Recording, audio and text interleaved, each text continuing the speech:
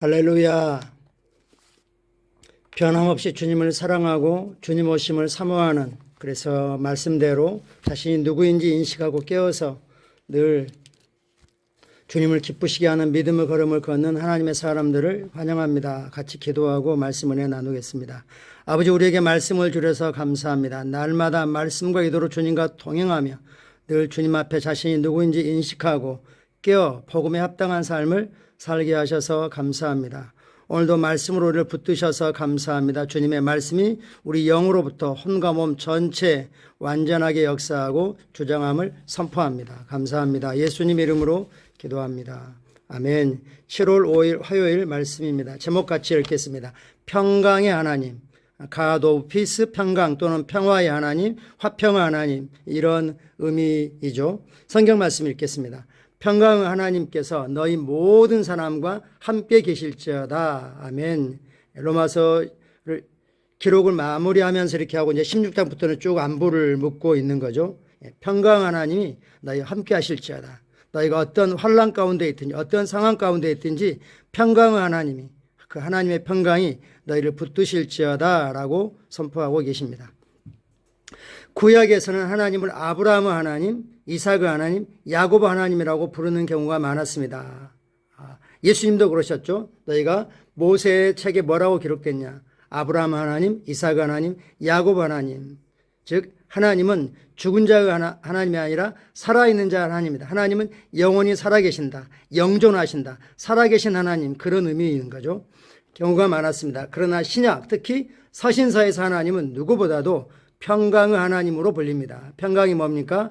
그 다음에 나오긴 하지만 평강, 하나님은 평강의 하나님이십니다. 우리를 평강 가운데 부르셨습니다.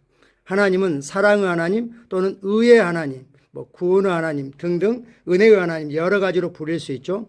그것보다는 평강의 하나님으로 더 자주 불리셨습니다. 즉 하나님은 우리가 하나님의 평강 안에 전혀 두려움 없이 어떤 염려 없이 쉼과 평안과 안식과 성취감이 넘치는 삶을 살기를 원하시는 거죠. 하나님은 평강의 하나님이십니다. 빌립보 4장 9절에서도 이를 확인할 수 있습니다. 평강의 하나님이 너희와 함께 계시리라. 또한 데살로니가서 5장 23절에서도 주님 오실 때에 너희 온 영과 온과 몸이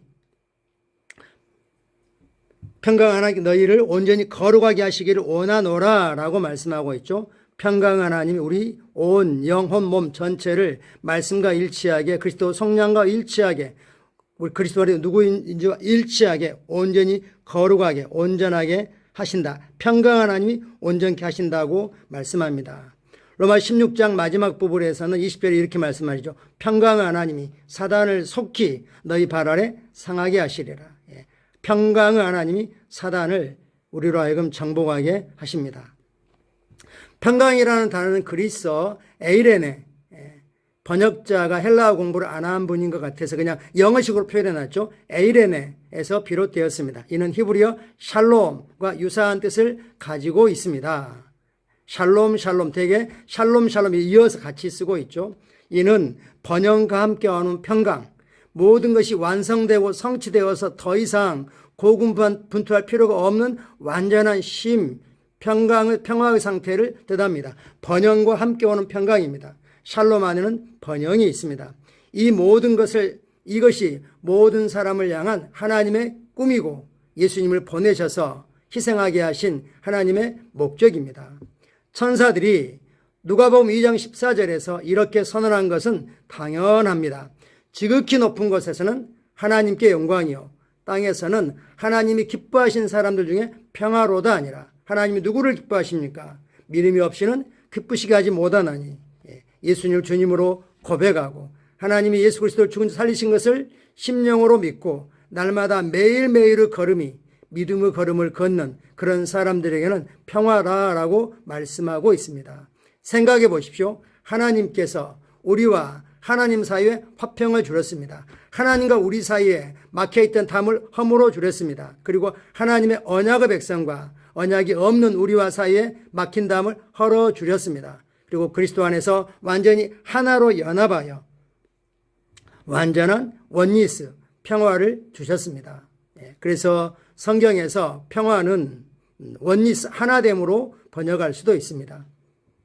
그러므로 우리가 믿음으로 의롭다 하심을 받았으니 우리 주 예수 그리스도로 말미암아 하나님과 화평을 누리자, 평안을 누리자, 평강을 누리자.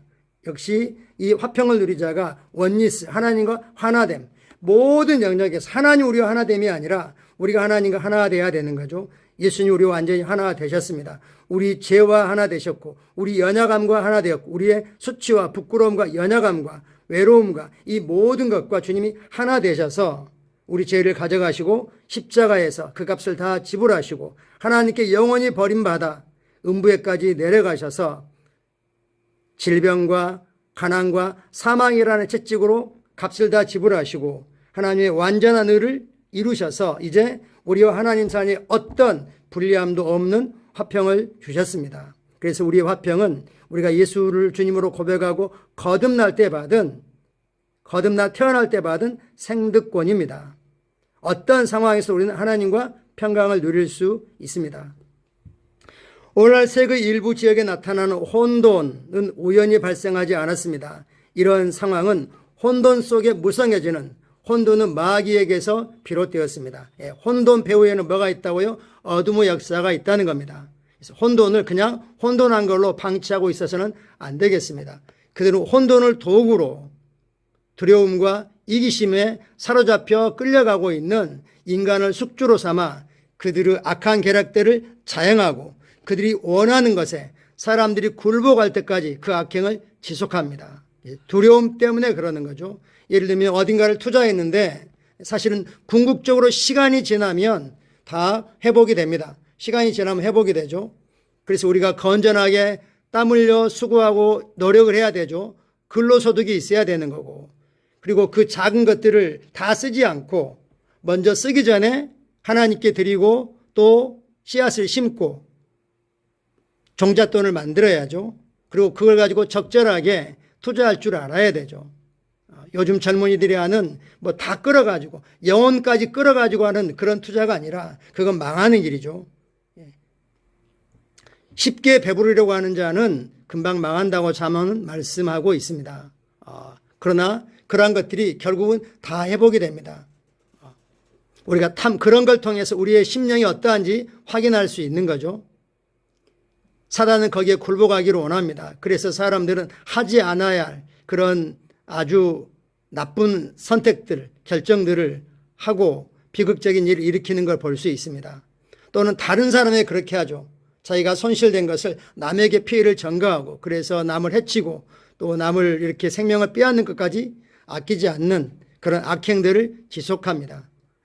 국가적으로는 전쟁도 일으켜서 무수히 많은 민간인들을 학살을 하고 있는 거죠. 하나님은 평강을 원하십니다. 하나님은 평강을 원하십니다. 그 평강은 어디에 있습니까? 그리스도 안에 있습니다. 복음을 받아들일 때 평강을 누릴 수 있습니다.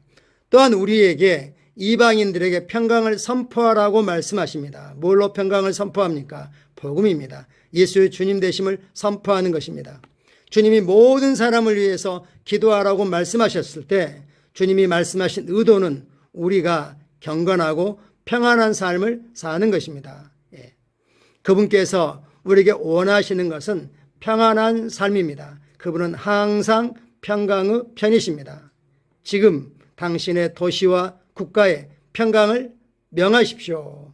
능력의 주 예수 그리스도의 이름으로 경건한 평강이 당신의 나라를 다스리고 그 평강이 자유, 은혜, 힘, 건강 그리고 번영을 가져오기를 명하십시오.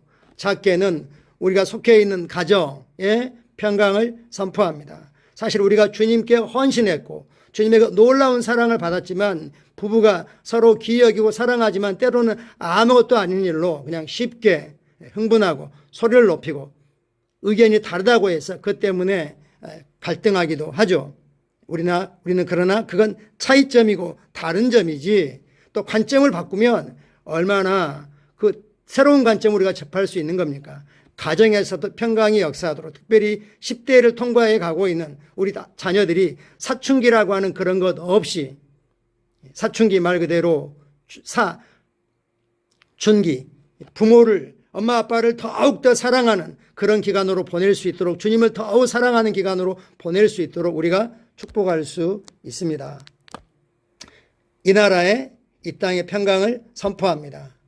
그래서 사단이 주변 열강들을 이용해서 정치적인 그 공학 때문에 북한을 이용하든 일본을 이용하든 중국을 이용하든 러시아를 이용하든 또는 미국이라는 나라를 이용하든 전쟁과 갈등과 문제들이 생기지 않기를 우리는 축복합니다.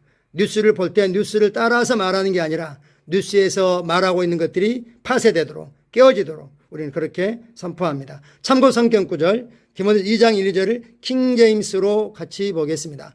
그러므로 내가 무엇보다도 먼저 권하노니 모든 사람을 위하여 간구와 기도와 중보와 감사를 하되 왕들과 권세 있는 모든 사람들을 위하여 하라.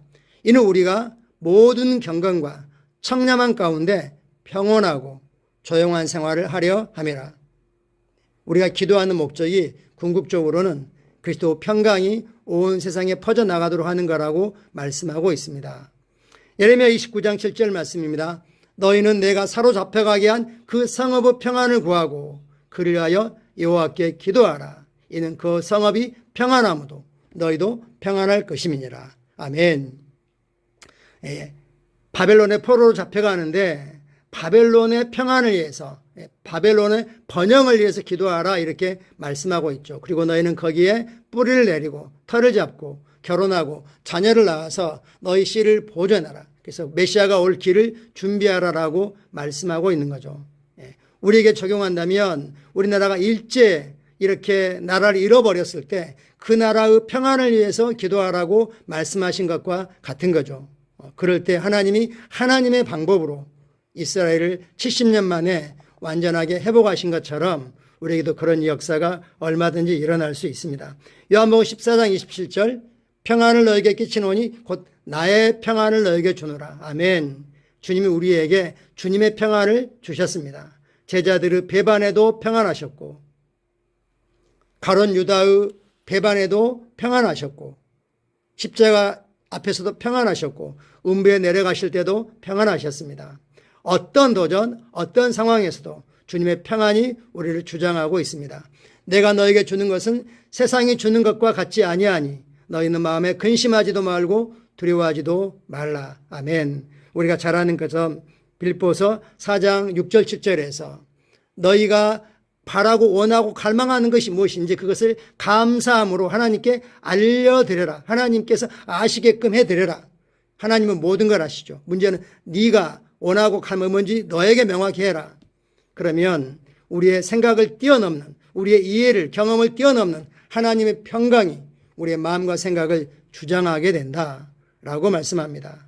그건 바로 뭐죠? 우리가 구한 것들이 우리가 생각하는 거나 구하는 것보다 더 넘치도록 풍성하게 하나님의 최고로, 하나님의 전부로 아낌없이 주어지는 결과를 통해서 그렇게 되는 겁니다. 오늘 말씀합니다. 하나님의 평강, 하나님은 평강 하나님이십니다.